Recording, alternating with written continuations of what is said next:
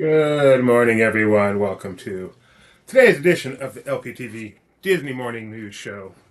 No, I just threw the word news in there. Disney Morning Show, where we bring you Disney news and other fun stuff coming from the world of Disney. That's why we keep saying the word Disney, because Disney is central to what we do here at Disney's #1 website, as ranked by me. So, we are going to talk about what's going on in the world of Disney. And with me to do that today is Kyle Burbank. How you doing, Kyle? I'm a little tired, but I'm here. That is our managing editor here at Laughing Place. And again, my name is Doobie. And maybe not again, maybe that was the first time. I am the co founder here at Laughing Place. And let's get going. We're going to talk a lot of corporate today. Mr. Bob Iger, yesterday, big news for Bob. Hanging out with the wealthy people on some big retreat, and big news coming out about his future with the company, which looks bright. And then he went on CNBC this morning. So fun Bob Iger stuff we're going to get to in a moment. But first, let's see how the market is reacting to Mr. Iger.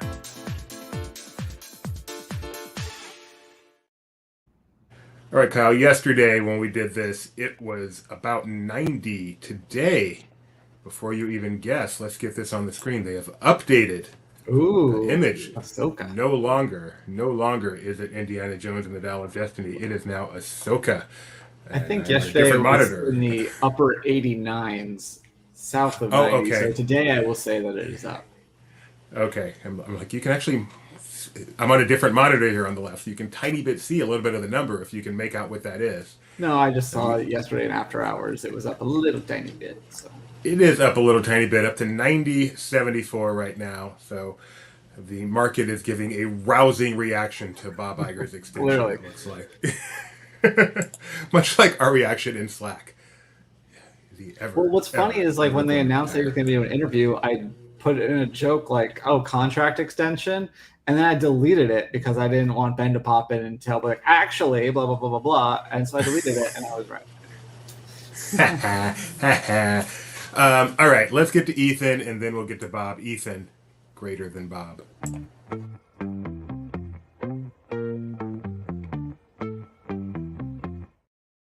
Hello. Hello there, and welcome back to another LP Disney Weather Report. Take me out tonight, where there's music and there's people, and they're young and alive. Driving in your car, I never want to go home because I haven't got one anymore. Take me out tonight because I want to see people and I want to see life. Driving in your car, oh, please don't drop me home, because it's not my home, it's their home, and I'm welcome no more. Let's get to the weather. Anaheim will pretty much repeat yesterday, reaching a high of 88 with sunny skies. Walt Disney World will be in the lower 90s today, but with a triple-digit heat index. Additionally, isolated to scattered thunderstorms are anticipated for this afternoon and evening. Castaway Cay is expected to stay dry once again today and will barely break an on-paper high of 90. Disneyland Paris is a bit cooler tonight, with temps currently in the 70s and falling to a low of 66. Tokyo will experience some scattered showers and storms very early tomorrow, but the rest of the day should just be cloudy. Their high of 84 will feel like 92. Shanghai will also be fairly cloudy tomorrow and will stay just shy of 100, although humidity will make that feel like 115. Finally, Hong Kong will be in the lower 90s with partly cloudy skies. That wraps up another weather update. See you all tomorrow. Bye for now. Thinking about something? Yeah, Edith. No, Ethan just got me thinking. How do they measure temperature? I mean, isn't temperature like you put a thermometer out there and the surrounding area makes it go up to a certain level? So if it feels like 92, why doesn't it measure like 92? Well, they're just saying like to. They're just saying it's a little bit more oppressive. It's like, yeah, if because there is But a why isn't it difference. oppressive to the thermometer so it registers differently? Well, because it doesn't measure like humidity and stuff. It's still the same temperature, but if you, there's a difference between feeling like it's 114 when it's on you directly versus surrounding you. I don't get it. I've never thought about this before, and now I'm confused. Put it on the list with Pepper's Ghost of We're gonna things I have to just don't call quite understand. a real meteorologist. That would be helpful. Yeah. Anyway, Ask let's move on. ChatGPT. All right. So we got Bob Iger. He's the big news, of course. But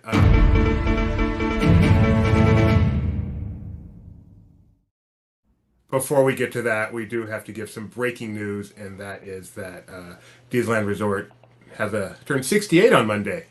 That is breaking Yeah. news. I could have done that math. Yeah, they've announced a couple of small offerings so far. There will be a cavalcade at 11:45 at Disneyland Park. Just a reminder that you will need a valid ticket and park reservation in order to experience this. And then they also announced a cupcake donut thing. Donut, I guess that's a donut, with Oreos and a Mickey face. And yeah, there's a couple places you can. Or is this at Jolly Holiday? Jolly Holiday starting Saturday Yeah, so it goes through Monday or Tuesday or whatever. So through you have a few Monday. days to get this if you're not going on the actual birthday itself. But if you want to see the cavalcade, you have to go on the anniversary. And luckily, our own Michael Celestino will be there for that anniversary, so you can watch. We'll probably have a stream or a video afterwards of this cavalcade. If you would like to see a medical emergency, we are going to make Mike Celestino eat this donut, and I am looking forward to that occasion. No, just kidding. Mike does not do that gluten thing. He's like, I like that you can see that they're actual branded Oreos. No Hydrox in this family. Yeah. Hydrox is the original, though. It's I not fair know. to put that in that category. Okay, let's get on to the serious news of the day, and that is that Well, Kyle, I'll let you tell it. What exactly happened yesterday before he went on the air? So, to the surprise of pretty much no one, Bob Iger's contract has been extended. When he came back last November, he was expected to stay through the end of 2024. Now his contract, at least, will be through 2026. Moving on to a little bit about what he said today. He said, there's more transformative work. That was the key phrase, the buzz phrase this morning, transformative work that he's already begun, and he's proud of the things that they've done. But there's more to do, including finding a successor. And the fact that the CFO recently stepped down probably can't help. And there's a lot for him to do. He did say this morning he did enjoy retirement, but now he'll be away from it for even longer. Yeah, it did enjoy retirement. I kind of beg to differ there. But. It's All right, all 11 so months he was on CNBC this morning. Yes, with David Faber. Was he on for more than this 5 minutes, or is this the entire interview? That's just the clip that I sent to you is probably one of the more interesting for me, because he kind of hits on a couple things I think might be controversial in the eyes of fans, but also some things that are agreed upon. But let's watch this, and then I'll talk more about some other things. Okay. This is about 4.5 minutes. Definitely worth watching, so let's watch this together. Talk a bit more. I mean, you mentioned sort of near-term challenges, which and some of them, seem to be at the box office, Bob. There's those who say in the past, and they'll point to what was it, Elemental, for example, which I know during our last interview you were very excited.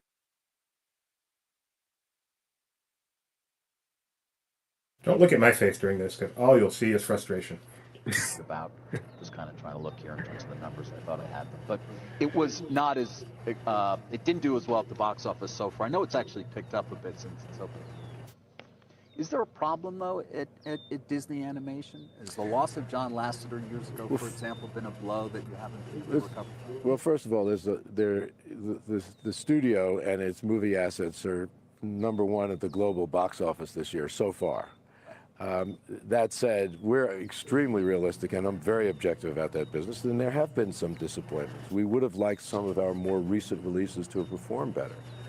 It's reflective, not as a problem from a personnel perspective, but I think in our zeal to basically grow our content significantly to serve our mostly our streaming offerings, we ended up taxing our people way beyond, in terms of their time and their focus, way beyond where they had been.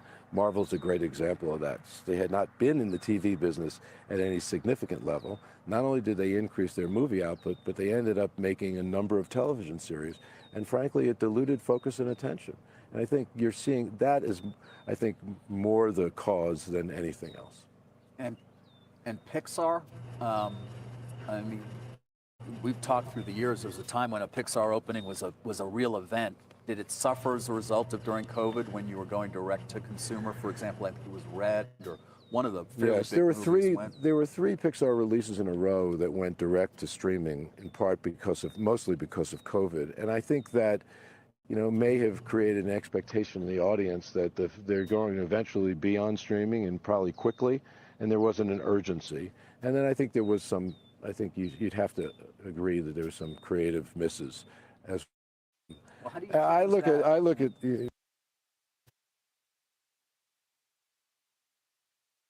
the company is 100 years old. Walt Disney went into the animation business starting with shorts in the 1920s, and obviously his big first feature with Snow White in 1937. If you look at his history, there were peaks and there were valleys. Every valley was followed by a peak, and I studied it very carefully. It's true in my predecessor Michael Eisner's days too. He had great halcyon days of Beauty and the Beast and Little Mermaid and Lion King, and just this tremendous success. And then there's a dip. I'm not suggesting we're necessarily in that, but I'm also not suggesting that we're at a peak either. That we have some work to do there in terms of improving our creative output. Did the loss of Lasseter, was it a blow to the company over time? Look, there's a lot of talent at Pixar. There has been turnover as well, not just John, but there's been other turnover too, and that may have had some impact. But you're confident that the production of Pixar animation, for example, and the Disney studio overall is going to continue to be strong. Correct. Marvel and Star Wars, too much. I mean, you almost indicated kind of it's been a little much. Do you pull back in a way? Yes. You do. Yeah. Yeah, you pull back not just to focus, but it's also part of our cost containment initiative. Right. Spending less on what we make and making less.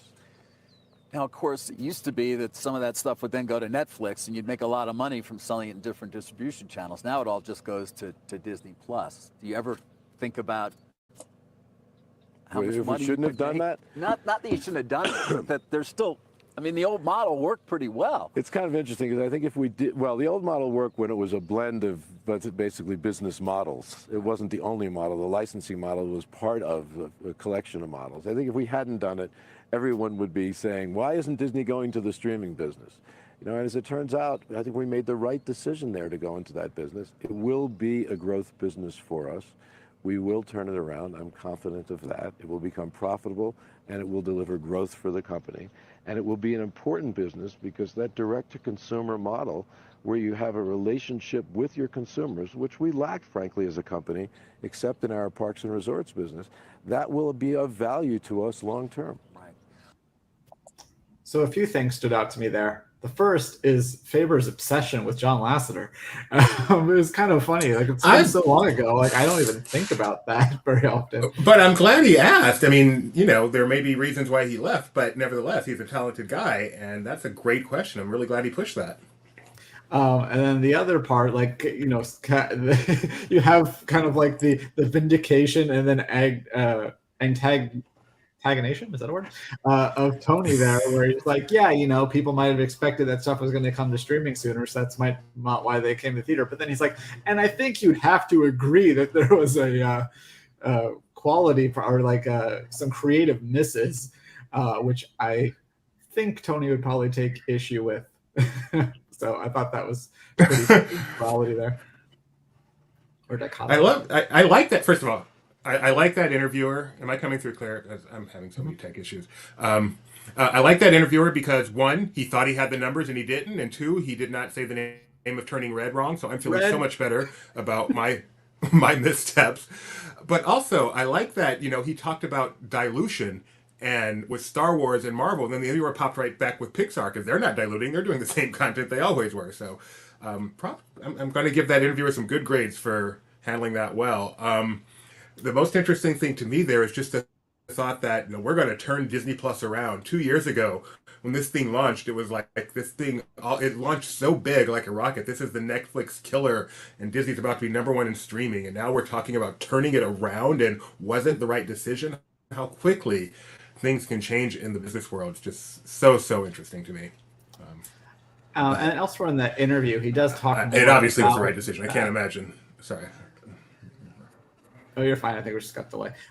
Yeah, he talks a little bit more about Disney Plus later in the interview, where he was saying like, We started with the low price. We knew that they were going to judge us on subs, and then so we were able to grow very quickly. We grew way faster than anyone thought was possible, and then then we realized we need to shift to being. He's like, I don't necessarily regret that. It helped us get to where we are, but at this point now we have to, change things. So it makes sense. And he also pointed out, when we're new to this, it's only been like not even 4 years. Netflix has been doing it for 15 or whatever. So we're new to this. Anyway, so that's not all he talked about. You did live blog it this morning. I see one article that we pulled out of there was about the linear TV business. What were the other highlights from the interview this morning? Yeah, so that was one of the big ones. Is Faber basically asked point blank, would you consider selling some of these linear stations, including cable and ABC? And Iger didn't exactly say yes, but he said, they're open to options, and said, I think the pullout quote there was, they may not be core to Disney. Like, he doesn't see them as needing to hold on to ABC and FX and all of those as being, necessity for Disney. He made the distinction that the content and the creative side of things, yes, is core to Disney, but those channels or whatever that business model is broken. And so, but he did also draw a line saying, well, that's different with ESPN. ESPN, we don't feel that way. He talked more about wanting to take ESPN, as they've said before, direct to consumer. But this time he did mention, maybe looking at that they are looking at strategic partnerships to do that. He didn't elaborate, and and also didn't give any clues. He seems to have not a date, but he has a timeline in mind for when he thinks that will happen, but was very tight-lipped on that. But yeah, it looks like Disney might be looking to do something different as far as their linear networks. That would probably mean more direct to consumer, but as far as the broadcast network itself, might not be in Disney's hands forever. Cool. All right. Well, that's contract extension. Still looking for a successor. Status of Disney Plus. Obviously, Disney also is hitting on all cylinders right now. I don't think anyone would ever say Iger's under fire. I don't think anyone thinks. Wow, we got a big delay. The other headline you'll see from this today is that Iger was talking about the strikes, the WGA, and likely SAG-AFTRA in the next few hours here, and said that what they're asking for is just unreasonable, and that he thinks it's a bad time for them to be going on strike, given all the disruption that's already happened in the past few years. So that will be used for lots of sign fodder and fury, I'm sure.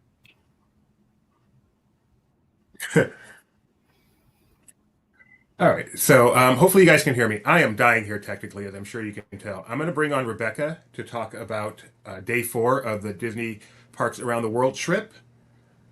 And I'm actually going to take myself out. I'll still direct it from behind the scenes for you, Rebecca, but I'm going to take myself out of the stream. Hope that helps my connection.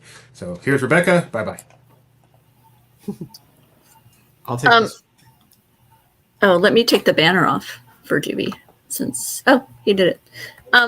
Yeah, so yesterday, the boys set off from Southern California and up to the Bay Area aboard that amazing private jet. We finally got to take a peek inside. If you were watching yesterday, you got to see it live. We've also shared another video of it in our socials, so be sure to check that out.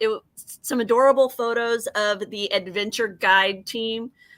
They have a team of 6 kind of along for the ride, and they had the Mickey Mouse aviation hats that they were wearing as the guys boarded the plane. They gave you they had a chance to stop at the jetway there and take a photo as they were boarding.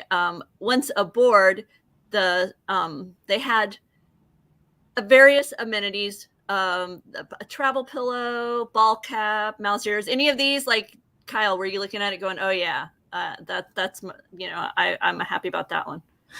The pillow is kind of fun, but Yeah. yeah, nothing too exciting. I'm a ball cap person, so that made me happy. The National Geographic reprint we've seen at Expo, so that was a familiar item. But I'm sure for a lot of the people on this trip, give you a little reading material, and then some delightful snacks, man, because it's an hour flight. You gotta have something to eat. So some sparkling champagne, right? Or maybe a mimosa, and then chocolate covered strawberry and a macaron. Once they were landed in Oakland, it was off the plane and directly onto the bus, just a few short steps away, which delighted our guys, man. They they got particularly just psyched about this. It cracked me up. How about you, Kyle? Yeah, correct me, because my experience is a little different. It's in a different situation because this means that they're going to presumably get to go out onto the road and to their destination. Whereas my experience, they call it a bus gate, where instead of going to the jetway and ending up in the hotel into the airport, and when we landed in Shanghai, we had to exit, get on a bus, and the bus shuttled you to the terminal. So it's just another step, and the fact that you have to get on a bus and have to, segment so No, I'm just like, that doesn't sound exciting. What are you talking about? Similarly, the last time I had this experience was when LAX terminals were under a lot of construction, and so it was a way to get you from the plane over to the terminals. Then it was off to the Walt Disney Family Museum. Now, the Family Museum is typically closed on Wednesdays, so that meant that the location was specifically open for this small group of 75 travelers and such. So they 3 had a buses light for lunch. 75 travelers. Yep, I know. It's a lot. Yep. Let's see. They had some light sandwiches, some desserts, and then it was to check out the museum. They shared some of the highlights. I know for our guys stumbling on Ward Kimball's penthouse. What was it called? Oh, do you recall? Doobie, maybe you can put in the chat. But they delighted that there was a bill that they found to Ward Kimball, and it looked like he was overdue, and so they just had a little bit of fun at poor Ward's expense with that. And then later in the afternoon, the short drive over to Lucasfilm. I've actually walked from the the Presidio, where the Family Museum is, over to Lucasfilm. But over there, they were treated to a variety of experiences. First of all, you walk around and you just see a lot of amazing things. Oh, they got some pins. I guess various ones that were available from Star Wars Celebration. In this case, it was Obi-Wan and Bo-Katan went to our guys. But once they were walking around the Lucasfilm campus itself, right, you see amazing things from filmmaking, things like the Grogu puppet, an amazing Ahsoka Tano wall, which we're all so excited and stoked for what's on the horizon as far as that character goes in a variety of ways. So, that piques the interest. I don't know how they passed up a Marshall College sweatshirt, which was available in the ILM store. So I'm be curious to see if that was added to their collection. But this is the part that was the most exciting to me, and that was over at ILM. They got to get a peek at what it's like to do the motion capture. And so you had this gentleman covered in the mocap gear, and then you could see, they got to see this transform into it being Din Djarin, like walking down the ramp. So they could see how the mocap realistically would mimic in real time Din Djarin walking down the ramp. So cool. And it completed with this pin of the day. This is the pin of the day. It was Yoda, that Yoda fountain that sits in front of Lucas film there. And then it was back. Oh, go ahead, GB. Can you hear me? It says the host has unmuted. Oh, unmuted. I can read now. Is it just me, or does this particular version of Yoda look like Mel Brooks in Spaceballs? I don't know. I think this looks good. This is probably my favorite pen so far. It's so different from the other ones. Okay, fine. No, I like it. I'm a fan too, but I don't disagree with you. There's something about the ratio of Yoda's ears in this to that. So He's pulling up photos. Sorry, And- I have a little bit. I'm guessing because of Doobie's technical issues, I'm having a little bit of an echo, so I apologize if I'm a little bit more stuttery than usual. Then it was an hour-long bus ride to Summit Skywalker Ranch. This is an amazing resort-like location that filmmakers will often head off to. Oh, see, no, I'm totally wrong. So I don't know why it reminds me of Mel Brooks, because no, it has nothing to do with the ear ratio. Because he's copper. That's it. That's all. That is all it is. Thank You're you, right. Kyle. Okay. You're totally right. It's the palette. So they're off to Skywalker Ranch, which, like I say, this is a place that is usually used as like a retreat for filmmakers. It's rather exclusive. They're not permitted to take any interior photos, and any exterior photos that they take, a person must be present in the shot. So that's very, very strict control of the visuals there. If you want to check it out yourself, you can find images that have been shared over the years online. I think the official Summit Skywalker Ranch site has some images, but they've been really impressed by the level of service that they've experienced here at Skywalker. Just exquisite. They had a wonderful dinner. You can read the details of that in Alex's recap. He also talks about how friendships are already being built, even though we're just 4 days in on this trip. And then the evening was a choice between enjoying some the recreation at the John Williams game rooms, or you could see Star Wars A New Hope. And our guys, given the pacing of this so far, they opted to catch up on some sleep. Visited That's that a good call. visited the game room for a little bit, and then said, yeah, we're gonna hit the sack and get some extra Z's. Well, especially because Benji wanted to watch the Faber interview this morning. Right. Exactly. Priorities. So yeah, no, greatly appreciate all the images and the guys taking the time to keep us updated on their adventures as they travel around the world. We have so much that we're sharing on our Instagram and on our Facebook and on our Twitter. So please give a follow to any of those for additional coverage. For example, we got a shot thanks to the Disney Pixel of their jet actually taking off from the Ontario airport. So that was super exciting, and we greatly appreciate him letting us use that video. So yeah, be sure to check that out over on our Instagram. And we're doing small carousel recaps each day with some of the highlights that the guys share. But obviously, Alex's write-ups on Laughing Place are the best way to stay informed on that 24-day adventure around the globe. So, and DTL fans will be excited to know that apparently Lucasfilm has free hint water. At least they did for their guests. So. Ooh, that is an important tidbit.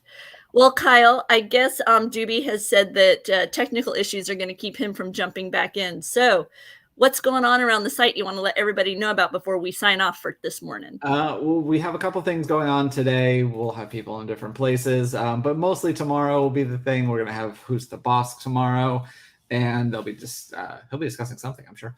And that's pretty much it. You can follow along, obviously, with all of our adventures. We've had a ton of news, both from Disneyland and if you're a Halloween Horror Nights fan, there's lots of that news today. So pay attention to Laughing Place on all the places. And Doobie and I will hopefully be back tomorrow. And I don't think I can say anything about you. So yeah, have fun doing your life. I will, and I'm sure you guys will be hearing from me real soon. Okay, sounds good. Kyle, which post show do you hit? I